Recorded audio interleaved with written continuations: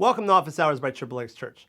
I'm your host, Carl Thomas. I'm a pastor, certified neurohealth coach, and a guy who frankly struggled with a lot of the stuff we're going to be talking about today for nearly 20 years until I found freedom about a decade ago.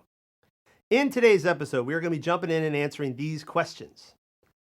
As a grandparent, how can I help my grandkids who are 8 and 9, a boy and a girl, stop touching each other inappropriately when their mom doesn't seem too concerned?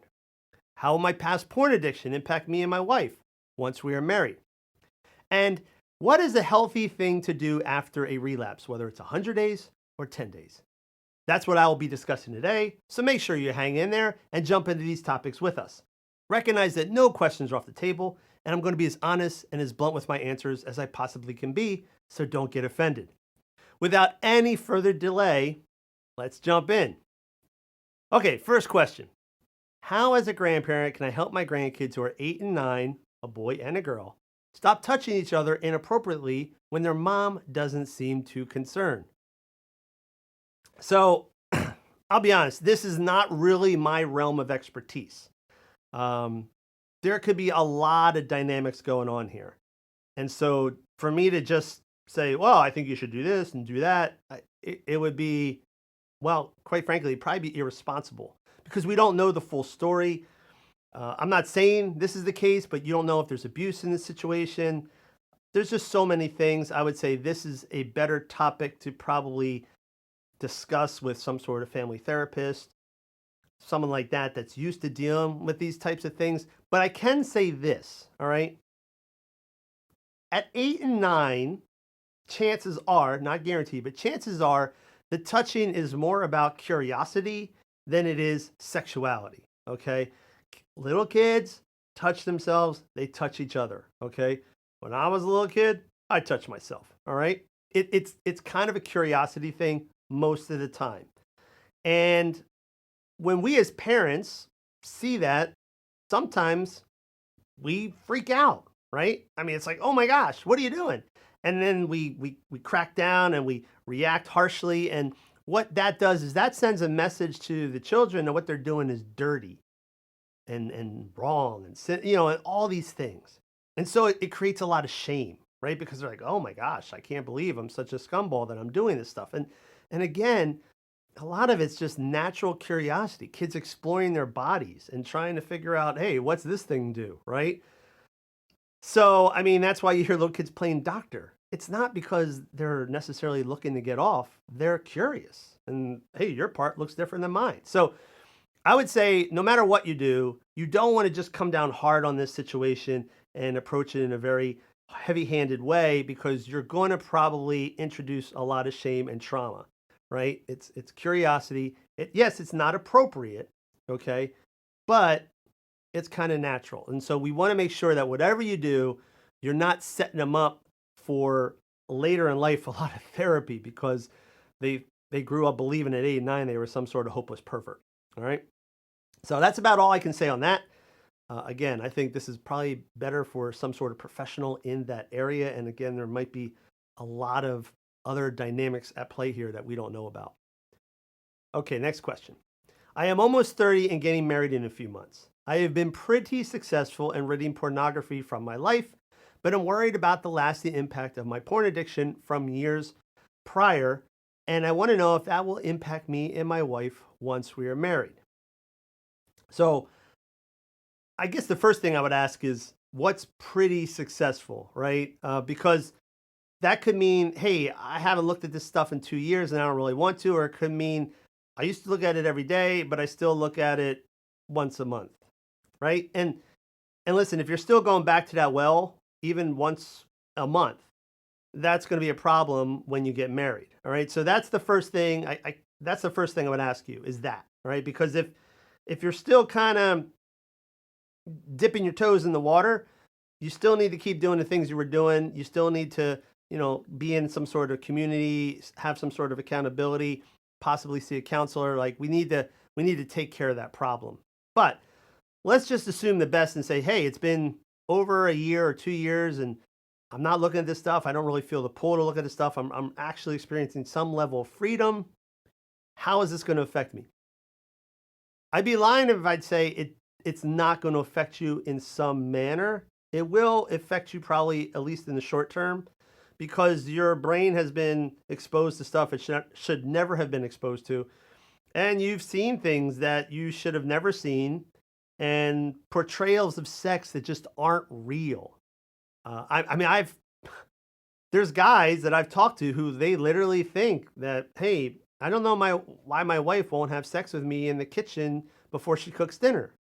Because they've seen it in porn, so why wouldn't it happen in the house? And it's like, so you gotta get that in your head. Hey, porn's not real. Don't expect that to look like marriage. Okay.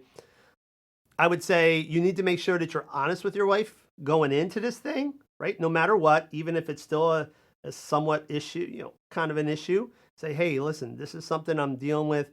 I've been pretty successful, but I'm still seeking help. I'm doing these things to make sure that it doesn't become a further problem, and I know I'm going to get there.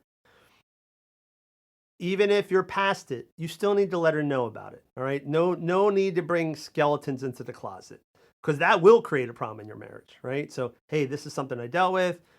This is my past baggage, blah, blah, blah. Let's talk it out. But I'm free of this stuff, and I'm 100% committed to you. Beyond that, I would say, because I'm that guy, right? I looked at porn all my life, got married, looked at it for the first probably 8 or 9 years, 10 years of our marriage. And I will say that porn does not really impact our marriage at this point, because we've learned how to connect and we've bonded, sexually speaking, but in a much deeper manner, right? It's no longer just about the act, right? It's about the intimacy, it's about the connection. So this stuff will go away. Your marriage can be fine without the porn wreaking a bunch of havoc on it. But again, you got to recognize porn is a fantasy. That's not going to happen. There are probably going to be some bumps in the road early on, maybe with your wife too, where she's going to have some insecurities because, hey, he used to look at perfectly shaped women with really big boobs and I'm not perfectly shaped.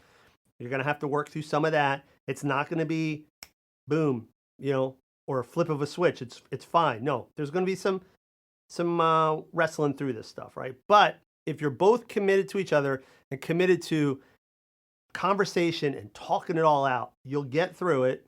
And trust me, you'll be all right. Because again, I've been there, and our marriage is great. I don't feel like porn has an impact on it at all anymore. So that's what I got for you. Okay, last question. What is healthy to do after a relapse, whether it's 100 days or 10 days? So I think it's interesting that you put whether 100 days or 10 days, because that is a distinction, right? And what we're talking about here also is the difference between what I would call a relapse and a slip up. And believe it or not, I think there's a difference, right? So here's what I mean. We all make mistakes, right? Guys that have been free from porn, haven't looked at it, don't care to look at it on an ongoing basis, still maybe in a moment of weakness, high stress, whatever, years later, might flick on Netflix, see a girl with her top off, get the idea, and go do something, right? And then they feel terrible, say, I can't believe I did that. I would call that a slip up, right? It's not good, but it happens sometimes. A relapse is when you're not just slipping up, you're slipping up, and now you've kind of slid right back into that pattern, right? So now you're doing it again, and you're doing it again. And now you're back into this binge and purge cycle where it's, oh gosh, I want to look, I can't look, I'm going to look, right? So that's the big thing, right? Is it a slip up or a relapse? Because if it's a relapse, you need to get a little more focused on your recovery efforts and what you have done in the past and what you're doing now, because relapses don't just go away overnight, right? You're sliding back into old patterns. If it's a slip up, you don't panic.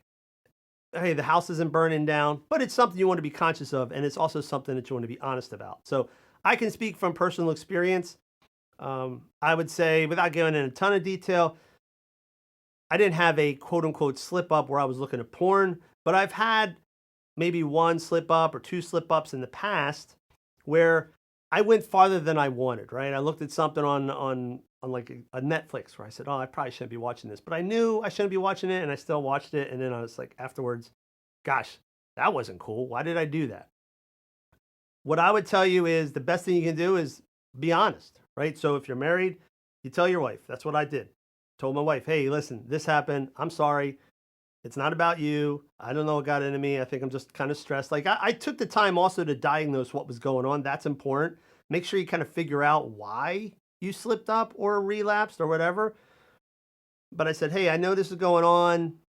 This is stress, work stress, blah, blah, blah. I know it's not good.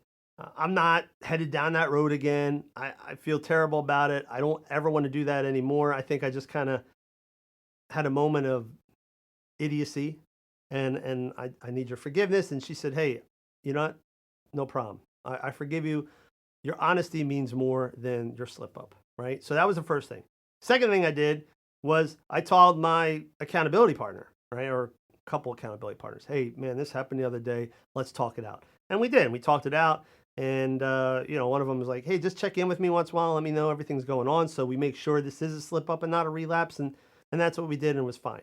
And then the last thing I did was I shared it with my support group. Right now, it's a support group I actually lead, but in this case, I want to be accountable as well to these guys and not pretend that I'm some sort of perfect individual and that things don't ever affect me. So I told these guys, hey, this kind of happened. I don't feel good about it. I know what's going on, but I want to be honest. And they actually said to me, hey, thanks for sharing. That means a lot that you'd be that honest about it. That's great. So I would say those are the main things you want to do. But again, if it's a slip up, confession, accountability, whatever, maybe you work with a friend just to make sure you're staying on track. If it's a relapse, a little more involved. You still want to be honest about the stuff, but you got to really kind of get laser focused on your recovery efforts again and kind of build a plan to get back to where you are. The 10 and 100 days, that's a big difference because if it's a slip up and you haven't looked at porn in 10 days, I know as a guy who dealt with this stuff, if you're used to looking at porn every day and you go 10 days, that seems like a really big deal, right? And it is. Brain-wise, right? Like biologically speaking, it's not as big a deal, right? Because you need to have at least 30, 60 days of complete abstinence to let your brain start kind of getting off of that dopamine high that it's used to being on, right? It's like a detox period. So 10 days, hey, it happened, but you're kind of you're doing that up and down ride that a lot of guys do when they're trying to go through the recovery process. If it's been 100 days, 200 days, whatever, that's a different story. Your brain, in theory, has kind of gotten off the dopamine high. It's starting to adjust. It's starting to make new connections that are healthier, in theory. And so, again, it's more of a, hey, this happened because I'm human and I'm an idiot, but I'm going to make amends versus, hey, this is something I deal with every day. And, oh, I went 5 days or I went 10 days. Like, that's just kind of the ebbs and flows of recovery. So that's it for today. I hope those answers helped you that asked. As always, if you have any questions regarding the content we covered here, feel free to leave them in the comments if you're watching on YouTube. Or the best thing to do, as always, is go to xxchurch.com/office-hours and submit your own question, and I will answer it in an upcoming episode. That's it, folks. Have a great weekend.